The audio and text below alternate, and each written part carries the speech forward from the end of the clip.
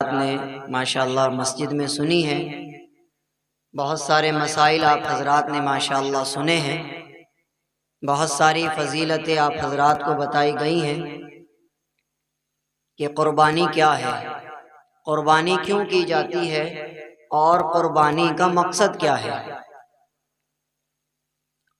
قربانی یہ جو لفظ ہے یہ نکلا ہے لفظ قرب سے۔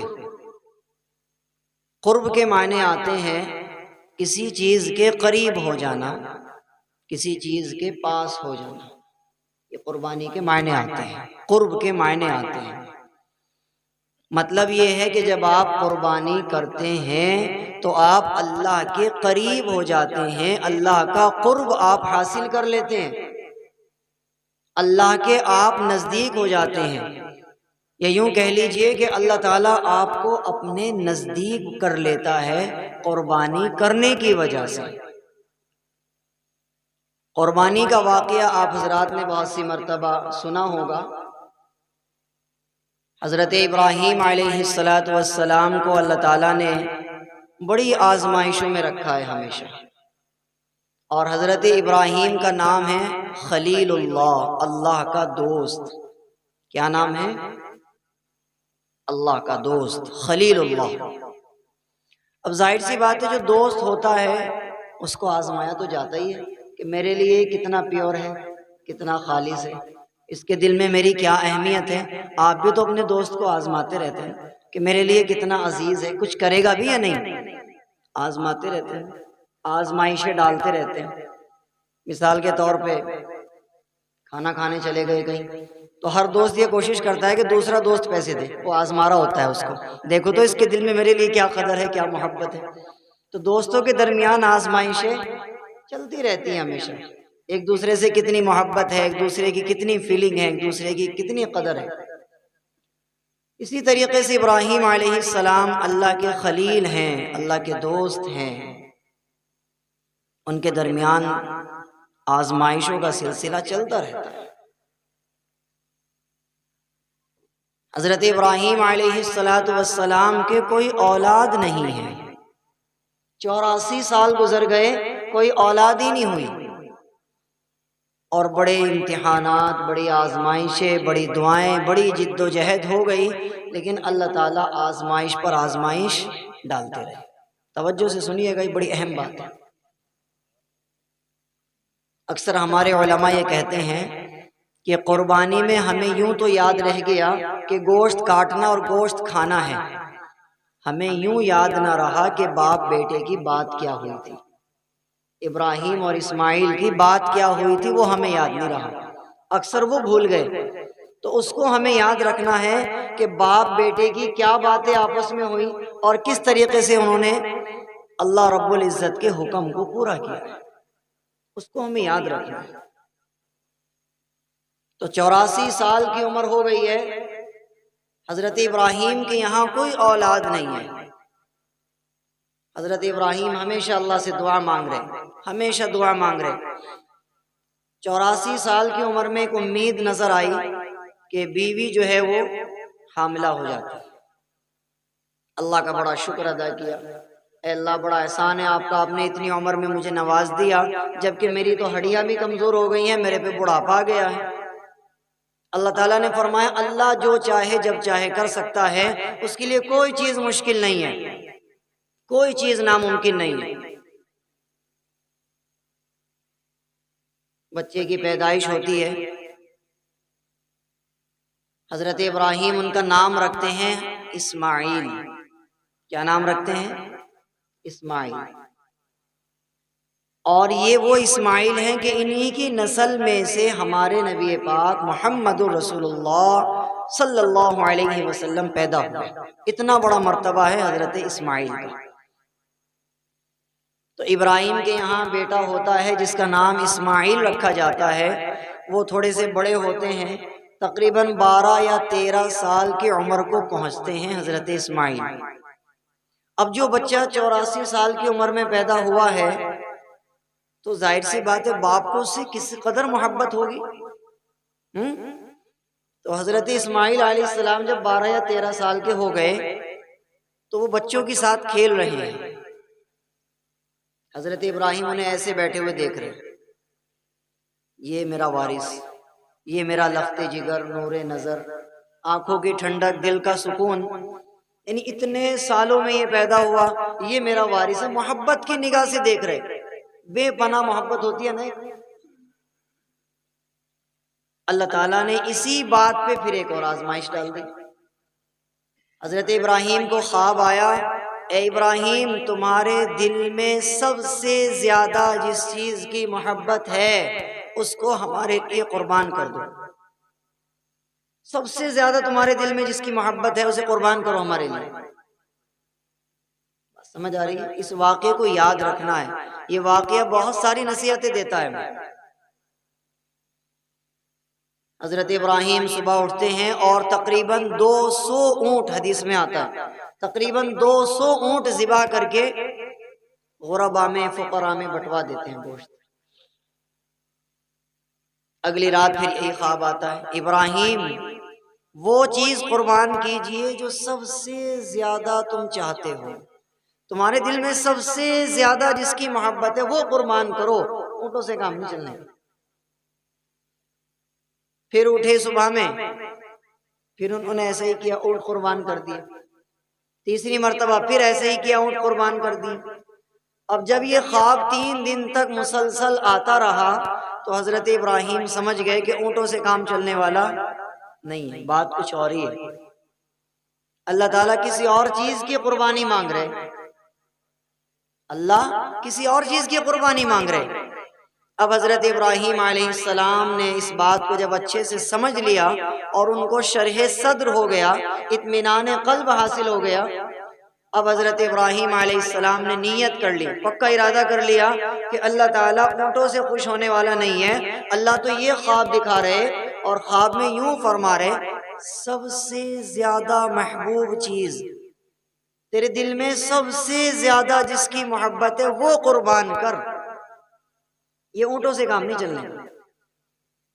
حضرت ابراہیم علیہ السلام نے اپنی زوجہ محترمہ سے فرمایا کہ ذرا بیٹے کو تیار کرو، ہماری دعوت ہے۔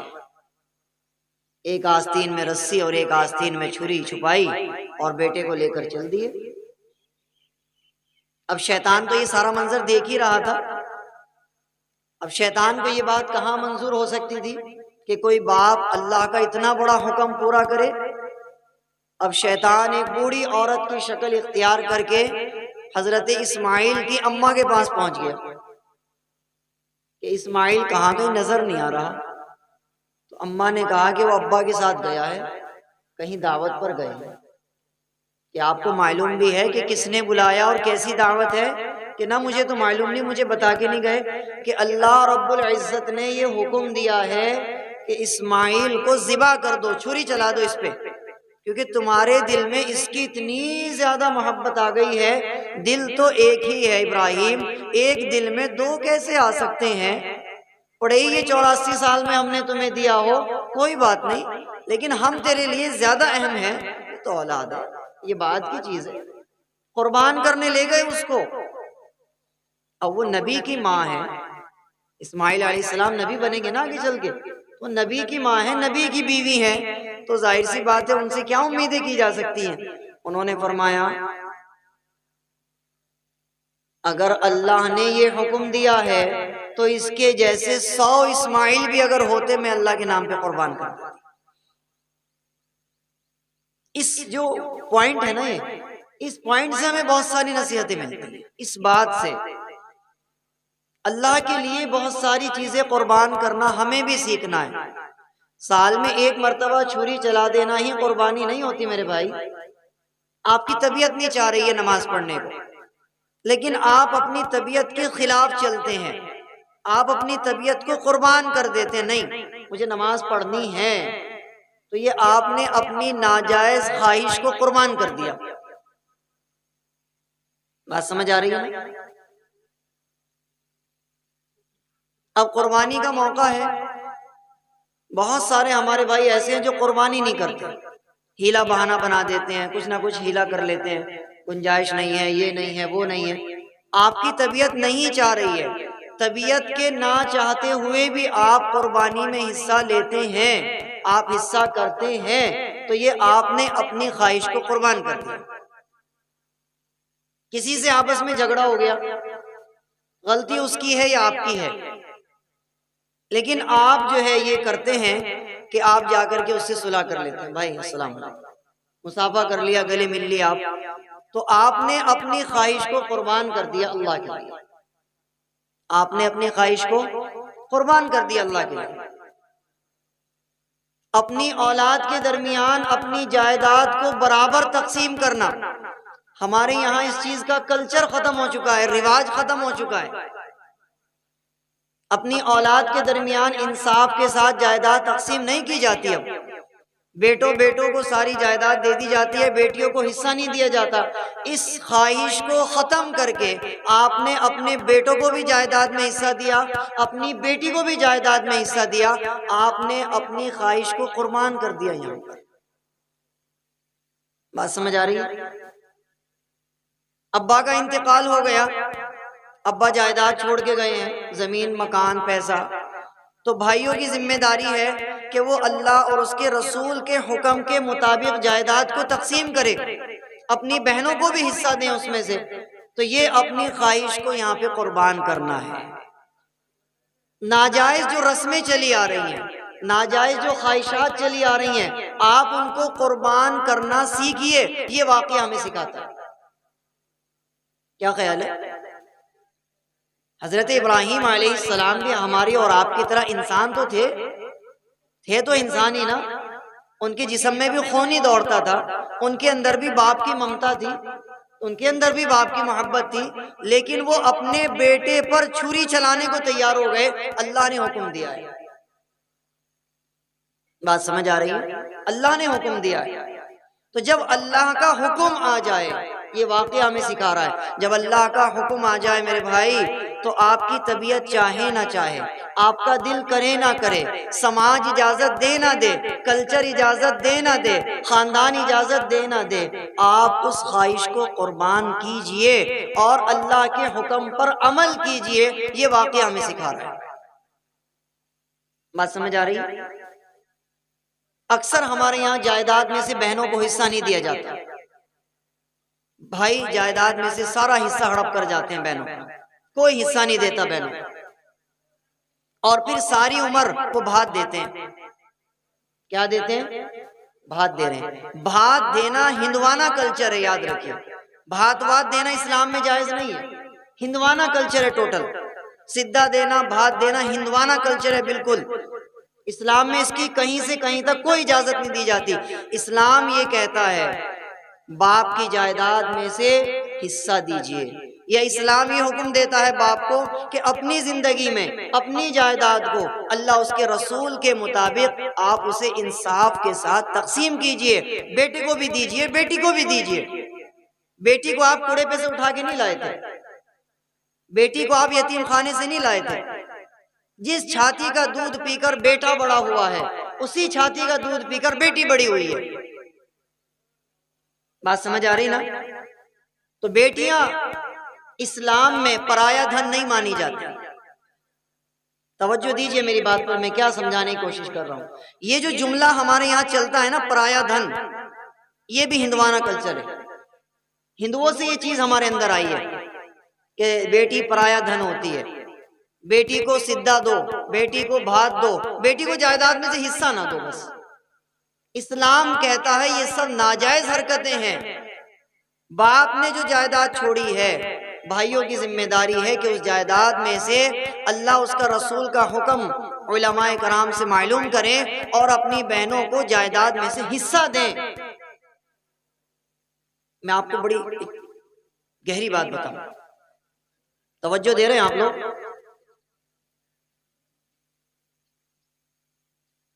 اللہ کے رسول علیہ السلام نے فرمایا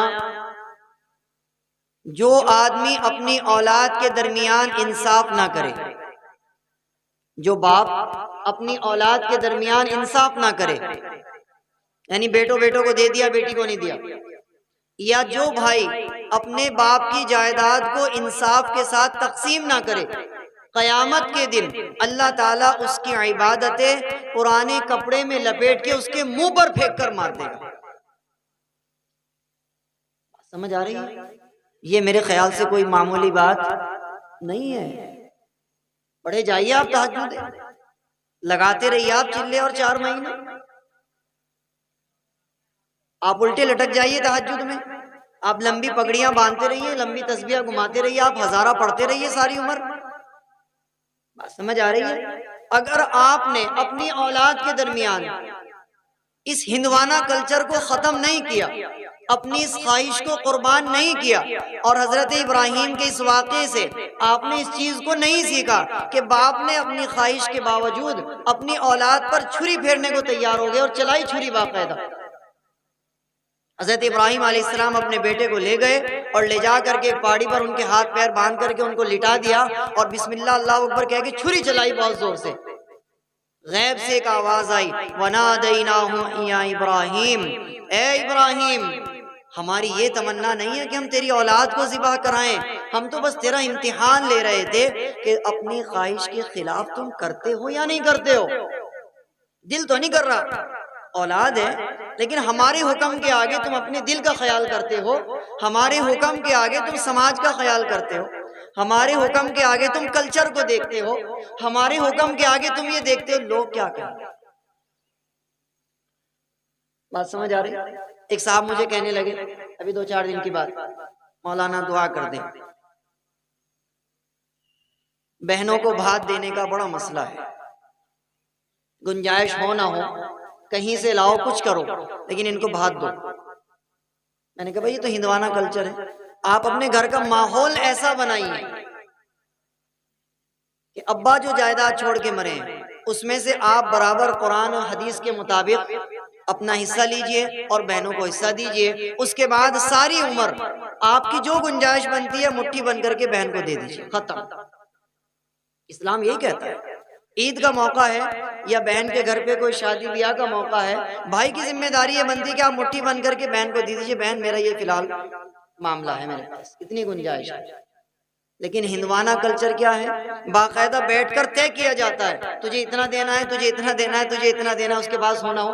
4 بھائی ہیں، ایک کے پاس گنجائش ہے، 3 کے پاس نہیں ہے، کہیں سے لاؤ کچھ کرو، ہیرا پھیری کرو، جھوٹ بولو، دھوکہ دو، قرضہ لو، سود لو، لون پہ پیسہ لو، کچھ بھی کرو لیکن اسے بھات دو، سدھا دو۔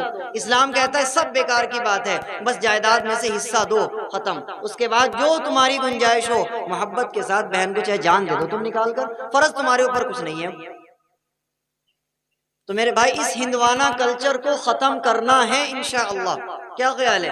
ابراہیم علیہ السلام نے اپنی خواہش کے مطابق اپنے بیٹے پر چھری چلائی اور آنے والے قیامت تک کے مسلمانوں کو یہ پیغام دیا کہ اپنے سماج، اپنے معاشرے، اپنے کلچر، اپنے خاندان کے رسم و رواج کو ختم کرنا سیکھیے، ان پر چھری چلانا سیکھیے اور ایک اللہ کا حکم ادا کرنا سیکھیے۔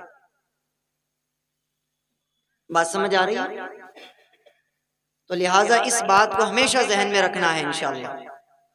قربانی ہر اس آدمی پر واجب ہوتی ہے جس کے پاس تقریباً 40,000 روپے کیش یا سونا چاندی یا بزنس کا کوئی بھی پروڈکٹ یا اس کے پاس کوئی بھی بلڈنگ پلاٹ وغیرہ کچھ بھی اس کے پاس موجود ہے۔ 40,000 روپے سے زیادہ کا اگر اس کے پاس کچھ بھی موجود ہے تو اس کے اوپر حصہ لینا فرض ہو جاتا ہے۔ بہت سے ہمارے بھائی ایسے ہیں 1 لاکھ روپے کا موبائل فون چلا رہے ہیں، بڑی مہنگی مہنگی گاڑیاں چلا رہے ہیں، بہت اعلیٰ قسم کے ان کے پاس ہر چیز موجود ہے۔ اگر ان سے کہا جائے بھائی حصہ لے لو تو وہ کہتے ہیں میری تو شادی نہیں ہوئی ابھی۔ تو یاد رکھیے اس بات کو، حصہ لینے کا شادی سے کوئی تعلق نہیں ہوتا۔ بات سمجھ آ رہی ہے؟ حصہ لینے کا شادی سے کوئی تعلق نہیں ہوتا۔ حصہ لینے کا تعلق ہوتا ہے مال سے۔ آپ کے پاس اگر پیسہ ہے، آپ کے پاس مال موجود ہے تو آپ کو میرے بھائی حصہ لینا پڑے گا، شریعت اسلام نے آپ کے اوپر فرض کیا ہے۔ شادی سے کوئی تعلق نہیں ہے اس کا۔ 52.5 تولہ چاندی کی قیمت کے اگر آپ مالک ہیں، جس کی رقم میں نے آپ کو بتائی تقریباً 40,000 روپے کے آس پاس بنتے ہیں، اگر آپ کے پاس کیش میں ہے یا آپ کی دکان میں، آپ کے مکان میں، آپ کے گودام میں آپ کے بزنس کا سامان پڑا ہوا ہے، جو بھی آپ کام کرتے ہیں، یا اس کے علاوہ آپ کے پاس سونا چاندی اتنے کا ہے، یا اس کے علاوہ آپ کے گھر میں تانبے اور پیتل کے ایسے برتن ہیں جو پورے سال استعمال نہیں آتے لیکن ان کی قیمت اس سے بھی کہیں اوپر جا رہی ہے، وہ استعمال میں نہیں آتے، تو ان کے اوپر بھی زکوٰۃ بنتی ہے، اور لہٰذا جس آدمی کے پاس اتنا ہو اس کے اوپر قربانی کرنا واجب ہو جاتا ہے، اور ایک ہی حصہ واجب ہوتا ہے، ایک ہی حصہ واجب ہوتا ہے، آپ کتنے ہی مالدار کیوں نہ ہو، حصہ ایک ہی فرض ہوتا ہے، ایک ہی واجب ہوتا ہے، اس کے علاوہ نفل آپ جتنے چاہیں کریں۔ ایک اور بات ذہن میں رکھیے گا، اکثر ہمارے معاشرے میں یہ بات بڑی مشہور ہے کہ اگر کوئی بندہ انتقال کر جاتا ہے تو اس کی طرف سے حصہ لینا لوگ بڑا ضروری سمجھتے ہیں، پہلی مرتبہ تو بہت ہی ضروری سمجھا جاتا ہے پہلی بقرعید پر، تو یاد رکھیے گا جو بندہ دنیا سے جا چکا ہے اس کے سارے معاملات ختم ہو گئے، بات سمجھ آ رہی ہے، اس کے سارے معاملات ختم ہو گئے، اب اس کی طرف سے اگر آپ صدقہ کرتے ہیں، خیرات کرتے ہیں، نفل پڑھتے ہیں تو وہ نفل ہے میرے بھائی، فرض نہیں ہے آپ کے اوپر، آپ حصہ لیجئے، ایک لیجئے، 100 لیجئے، نفل ہے، فرض نہیں ہے، اسلام نے فرض نہیں کیا آپ کے اوپر۔ مثال کے طور پہ کسی کی امی چلی گئی، کسی کے ابا چلے گئے، کسی کا بیٹا چلا گیا، کسی کی بہن چلی گئی، بھائی چلا گیا، کوئی بات نہیں، آپ ان کی طرف سے چاہے 50 حصے لے لیجئے، فرض ایک بھی نہیں ہے آپ کے اوپر، بات سمجھ میں آ رہی نا، مستحب ہے، نفل ہے، آپ جتنے چاہے لے لیجئے، اور اگر کوئی آدمی نہیں لیتا ہے تو وہ گنہگار نہیں ہوگا۔ بھائی باقی جتنے کھڑے ہیں بیٹھ جائیے، بس انشاءاللہ وقت پورا ہو گیا، نماز فوراً شروع کرتے ہیں، تشریف رکھیں، بیٹھ جائیں میرے بھائی، بیٹھ جائیے، بیٹھ ہی جائیے، تشریف رکھیں سب بھائی، وقت پورا ہو چکا ہے، انشاءاللہ فوراً نماز کرتے ہیں، نماز وقت پر ہوگی انشاءاللہ۔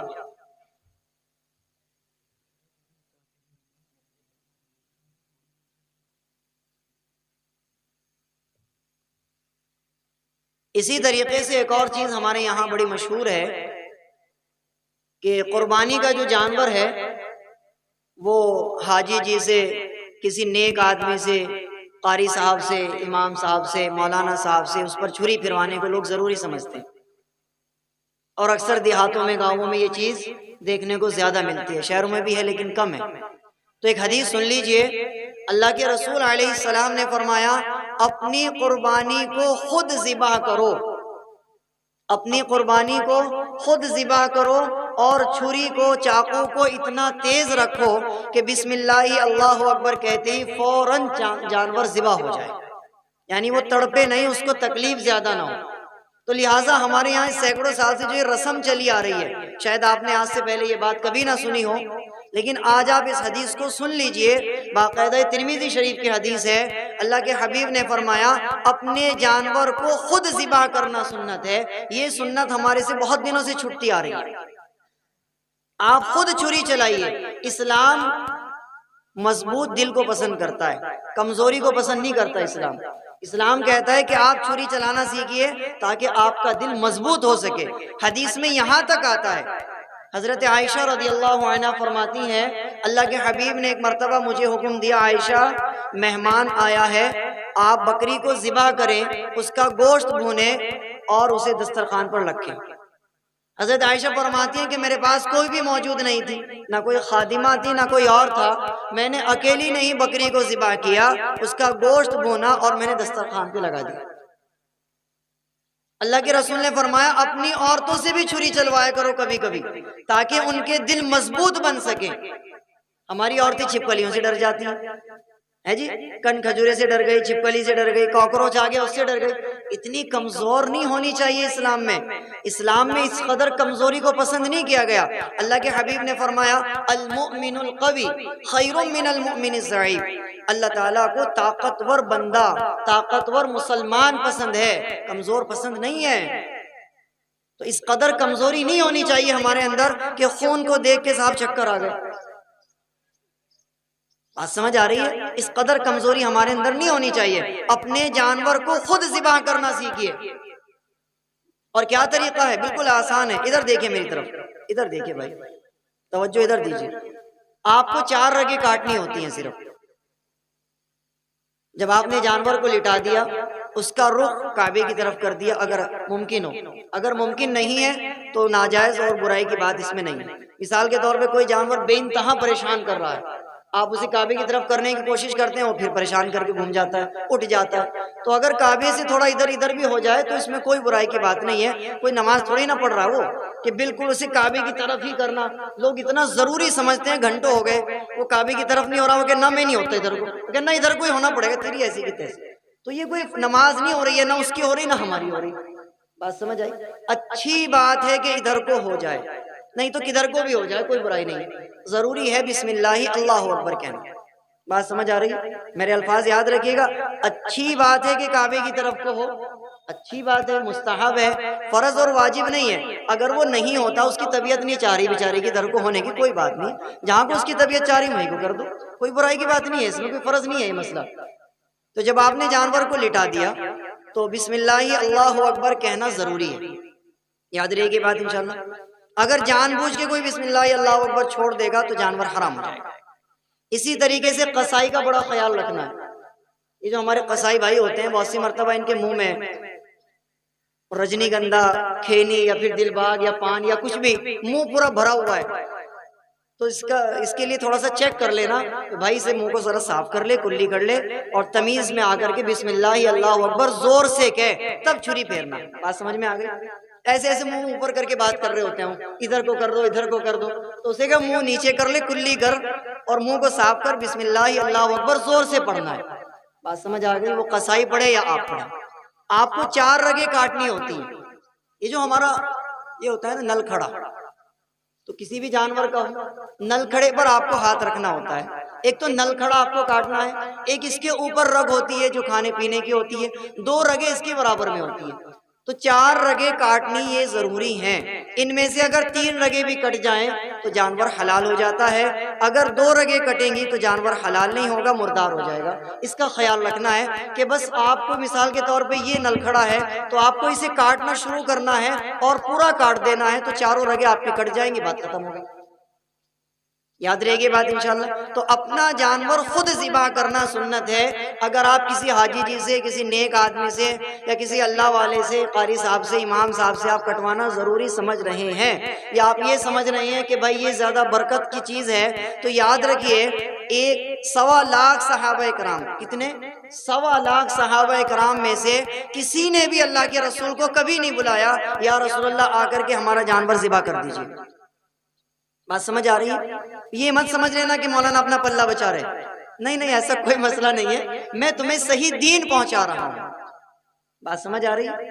میں آپ کو صحیح دین پہنچانے کی کوشش کر رہا ہوں۔ 1.25 لاکھ صحابہ میں سے اللہ کے رسول کو کبھی کسی نے بقرعید کے موقع پہ نہیں بلایا یا رسول اللہ آ کر ہمارے جانور پر چھری پھیر دیں۔ اللہ کے رسول نے فرمایا خود ذبح کرو، اپنی عورتوں سے ذبح کرو اگر ممکن ہو، یعنی ضروری نہیں ہے، اگر ممکن ہو تو ان سے بھی کبھی کبھار چھری پھروا دو، یا چھری نہیں پھروا سکتے ان کو وہاں کھڑی کر لو تاکہ ان کا دل مضبوط ہو سکے۔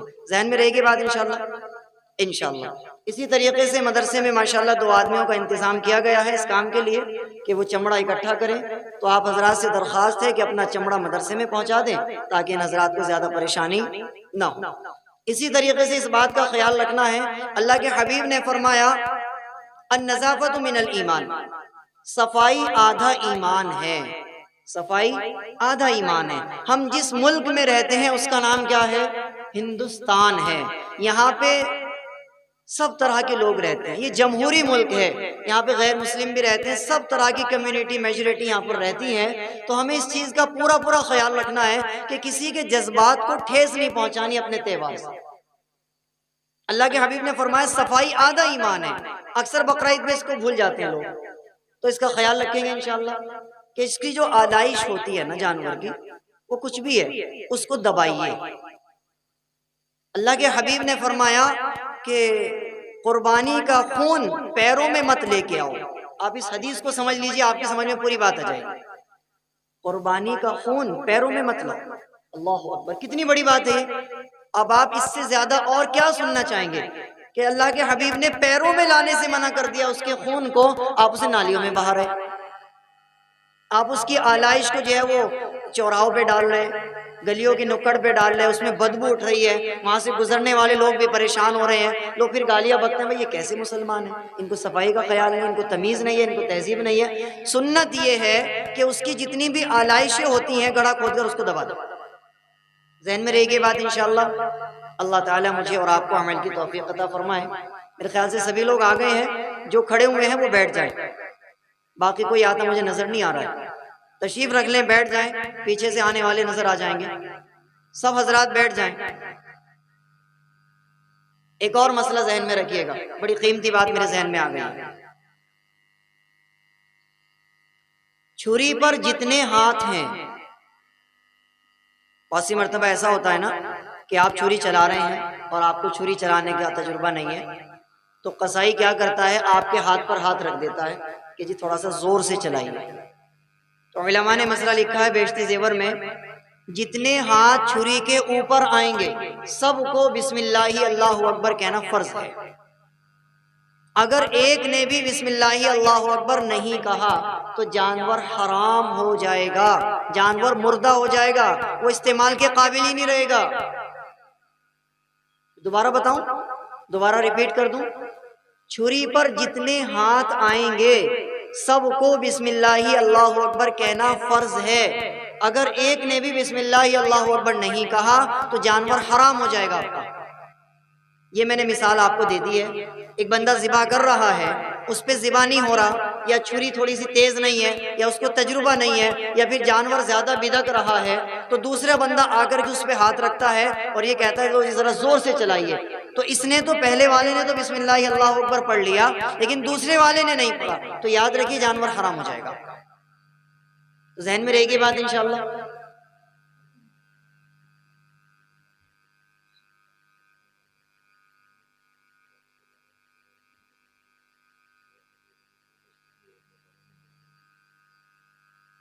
بھائی ہمارے ناظم صاحب یہ فرما رہے ہیں کہ ماشاءاللہ کئی روز سے مدرسے میں کام جاری ہے، ادھر ٹوائلٹ باتھ روم میں کچھ کام ہوا ہے ماشاءاللہ، اور بھی کچھ نہ کچھ کام ہو رہا ہے، کچن کا کام ہوا ہے کافی بڑے پیمانے پر، اور اس کے علاوہ اخراجات مدرسے کے ماشاءاللہ بڑھنے پر ہیں۔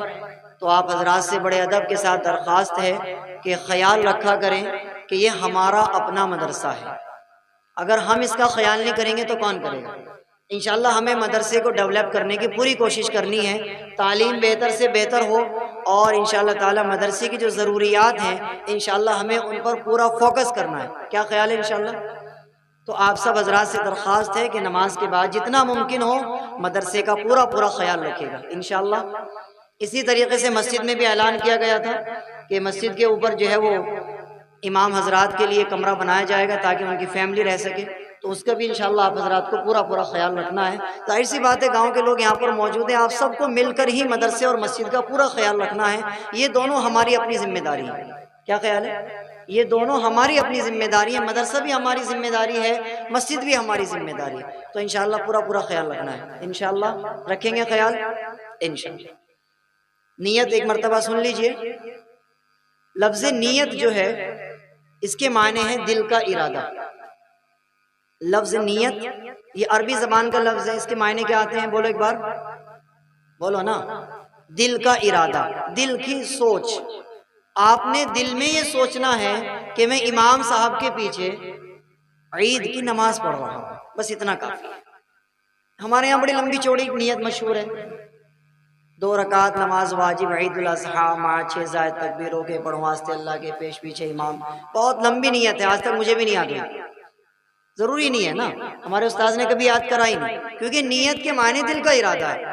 اللہ کے رسول صلی اللہ علیہ وسلم نے صحابہ کو جو سکھایا وہ یہ سکھایا کہ دل میں نیت کر لو کہ امام کے پیچھے نماز پڑھ رہا ہوں، وہ فجر کی ہو، ظہر کی ہو، عصر کی ہو، مغرب کی ہو، عشاء کی ہو، بس دل میں نیت کرو کہ امام کے پیچھے نماز پڑھ رہا ہوں، اللہ اکبر، بس اتنا کافی ہے۔ یاد رہے گی بات انشاءاللہ۔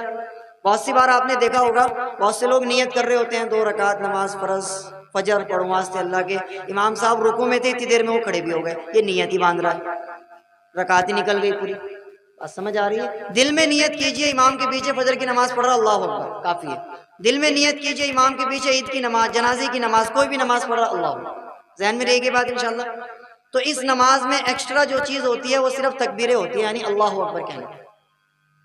تو آپ کے کان میں جب پہلی مرتبہ اللہ اکبر کی آواز پہنچے تو آپ کو سب سے پہلے نیت باندھنی ہے ایسے انشاءاللہ، اس کے بعد آپ کو ثنا پڑھنی ہے، پھر دوسری مرتبہ آپ کے کان میں آواز پہنچے پھر آپ کو ہاتھ اٹھانا ہے اور نیچے چھوڑ دینا ہے، پھر آپ کو ہاتھ اٹھانا ہے پھر نیچے چھوڑ دینا ہے، ٹھیک ہے نا؟ پھر آپ کو ہاتھ اٹھانا ہے اور اس کے بعد آپ کو نیت مان لینی ہے انشاءاللہ۔ ذہن میں رہے گی بات انشاءاللہ؟ اسی طریقے سے 3 تکبیریں پہلی رکعت میں ہیں اور 3 تکبیریں دوسری رکعت میں ہیں۔ ذہن میں رہے گی انشاءاللہ؟ دوسری رکعت میں پہلے امام قرات کریں گے اور اس کے بعد 3 مرتبہ اللہ اکبر کی آواز آپ کے کان میں پہنچے گی اور چوتھی مرتبہ میں وہ رکوع میں چلے جائیں گے۔ آسان ہے بالکل، کوئی مشکل نہیں ہے، بالکل آسان ہے، اس کو ذہن میں رکھنا ہے انشاءاللہ۔ اللہ مجھے اور آپ کو عمل کی توفیق عطا فرمائے۔ چلو